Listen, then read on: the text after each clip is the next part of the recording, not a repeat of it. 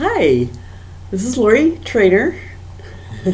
Oops, Trainer Lori, and I'm back for session 2. Today is my second day of PT, or it's really PT, OT, and ST. So I want to give you a little update on what it was like to go through it yesterday. PT means physical therapy, OT means occupational therapy, and ST means speech therapy, which isn't just speech, but also helps you with your thinking and choosing the right word. Those things that I was having some trouble with last time. But I also got some toys. I have something here that they've given me, which I'm kind of excited about, but it's hard to do. You see that? It comes in a little tub, and it looks like that kind of toy that we used to play with called Silly Putty. But this is called Therapy Putty. Therapy Putty makes me squeeze it, and then I'm supposed to take off little pieces and make a ball with it. It is not easy at all. It sounds easy, and it would be easy if I had full mobility of my hand, but I don't. So that's kind of fun to have some kind of a toy to play with. That's one thing about all the teas. There's a lot of toys down there. I have to go downstairs for my therapies. Excuse me. Well, my hand is better. It's stronger for sure. And first, before we go into the therapies, I want to give you a little more background on what happened to me the day that I realized I was having a stroke. I think I mentioned that I called Teledoc, and while I was waiting to talk to the doctor, I took my blood pressure. It was about 140 over 101. For those of you who don't know anything about blood pressure, that's high, and that's much higher than it should be. It should be down to about 100 over a smaller number. But mine had been high for a couple of years, and I had been doing all this exercise, and it's a good thing I've been doing the exercise, by the way, because they said the effects of the stroke would have been much more devastating had I not been exercising. So that's good to know. It's not like it was wasted effort. Anyway, it was high, but it wasn't, outrageously high. And when I finally could talk to the doctor about what my symptoms were, mostly it was being numb in my face and in my arm. She was really worried. She said those are not affected by the same nerve. So she said that's a brain thing. She said I cannot diagnose a stroke on the phone, so I need you to hang up now and call 911. That's a scary thing to hear, especially when you're thinking it's just a pinched nerve or something. It's not that big of a deal. So I did what she said. I hung up and I called 911, and then I thought, because by then, all my symptoms were gone, and I felt fine, and I felt like a fraud calling 911. But the 911 operator was very positive, and she stayed with me, and she said, wait until they get here, and I'll stay on the line with you. So then I started thinking, if I'm going to go to the hospital, I need my mask, and I keep my mask in the car. That's the only time I feel like I need to wear one. So I was outside in the car, rummaging around for my mask, when it wasn't the ambulance first, it was the firefighters and the first responders. And they said, you're the one having the stroke. And so I doubly felt like a fraud because, here I am crawling around doing stuff, talking fine. And so we did a little measurement. The ambulance people came and they checked my blood pressure, and it was high. It was up in 190 over something. But I know it was a lot of stress because all these people were there in my front yard, and I knew that all my neighbors were going to see. I asked them to please don't use the siren, which they didn't use the siren, because it just, freaks people out, especially in my neighborhood. So I was actually given the choice because I was exhibiting no symptoms, and I seemed fine. They said, you can choose to go to the hospital or not. It's up to you. And I said, I don't really feel like I need to. There's nothing going on. And the guy said, you have to manage your high blood pressure, though. He said, this is too high. And he said, you can't wait till next month when I had a doctor's appointment. He said, you have to do it this week.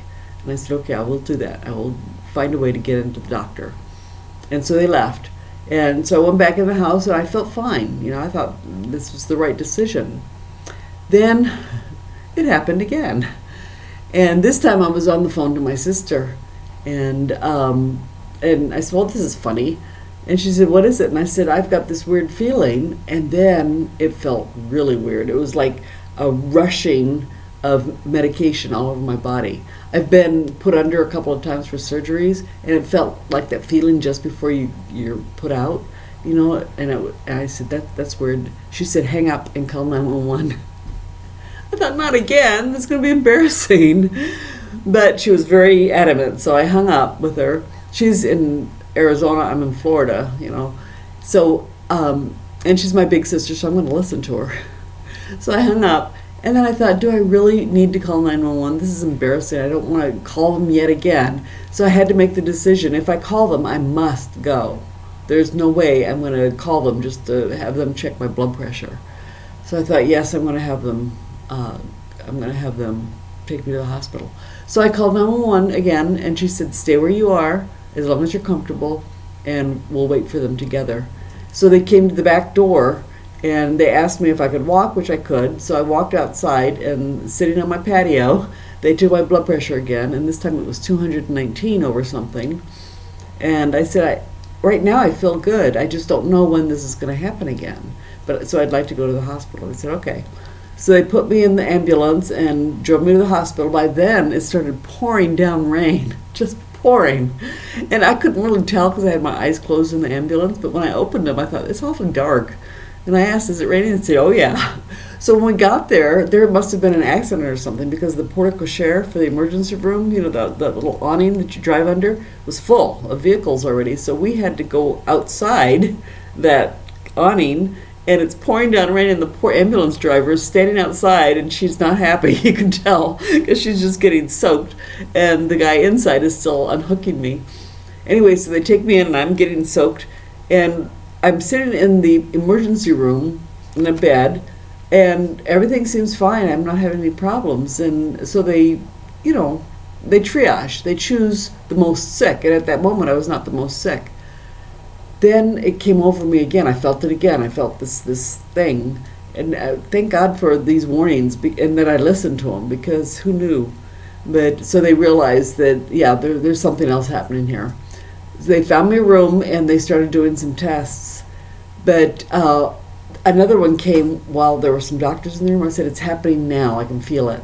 And so they ran more tests. They brought in an EKG. That's what it checks your heart because they thought it might be a heart attack. And because they said women present differently than men, I felt it as a burning sensation coming from my neck, going up and down my body.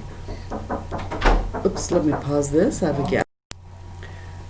Sorry for that interruption. The doctor just came in to see me, and he said that I'm doing really well, and everybody's very optimistic, and including me. I think it starts with your own optimism, because it wasn't looking good. I didn't know what it was, and I didn't know how it was going to affect me. If it was my heart, I have a great heart. I run, and I knew I was strong there.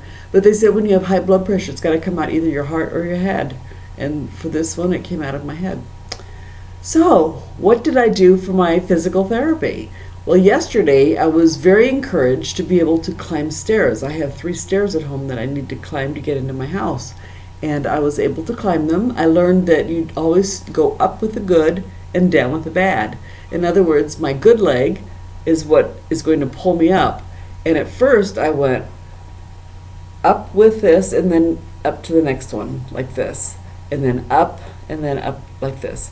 But today I was able to go step, step, step, step, which felt really good, but it's also very tiring because I'm not used to exerting myself that much since the stroke. So little things like going up the steps is a very big step. Also, they have a fake car that you can get into, and I have an SUV, so that's really handy. I don't have to go down. I knew about that a couple of years ago, so I switched from my little sports car to a big SUV that anybody can get into and can hold all 4 of my grandchildren. Very important to me. So I was able to open the door and get in, remembering to sit down first. Don't try to put one leg in at a time, especially when one leg is wonky. You don't want to do that. And then I did this thing was really painful. I didn't like it at all. It was the kind of thing that my grandchildren would play on when they were very little. It was a bunch of wooden beads and a long shoelace that was tied off at the end, and I have to pick the bead out of the bucket and put it on there, and the lace tip was just barely long enough to fit through there. So I'd have to push from one end to get it to come out enough to be able to grab it with the other one. Such a small thing, but is very hard when you have some kind of a disability. I'll tell you what, I totally appreciate, and I've always been respectful of people with disabilities, but I never really appreciated the struggle before, because it is hard. My grandmother had a disability. She had two, actually. She was obese, so she had bad knees, and it was hard for her to walk, but she was also deaf. And that's why I learned the sign language. She didn't know it. I taught it to her because she read lips. I think I mentioned that. But knowing how hard it was for her to walk up, for example, we'd go visit my aunt and uncle. They lived up in California on a very steep slope. And I would be the one, I was about 10, and I would be the one that helped her walk up. And I loved doing it because I wanted to help my grandmother. But I understand now the small motor skills, how important they are. I cannot type. I've tried. I can do it with this hand, but this hand is wonky, and I keep hitting caps lock, and then I hit delete somehow accidentally, and everything I just typed is gone. So I started doing it with my finger, and the PT, the physical therapist, said, don't do that. She said, keep practicing doing it the right way.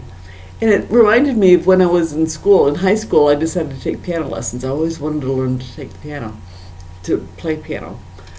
And my piano teacher always said, practice makes permanent, not perfect. You have to practice it perfectly for practice to become perfect. But whatever you do will become permanent. So if you do it wrong, like typing with one finger, that becomes permanent. I don't want that. I want to be able to type. I used to type 110 words a minute. And I know my fingers can handle it, but what I can't do is that spatial thing. Remember that thing with the thalamus, that it doesn't know where the keys are. It just knows to move them. So that's one thing that I need to really work on. So that is day 2 progress. Just want to keep you updated. I don't know if it's for you or for me, but it feels really good to be able to explain this and help me remember later when I get to be 100%, which is my goal, to be 100%, to remember what it is that I went through, and hopefully to help anybody else. Remember, if you have had a stroke, it may be completely different, or if somebody you know has had a stroke, it may be completely different, but at least you'll get some ideas on what it might be like a little bit. So until tomorrow.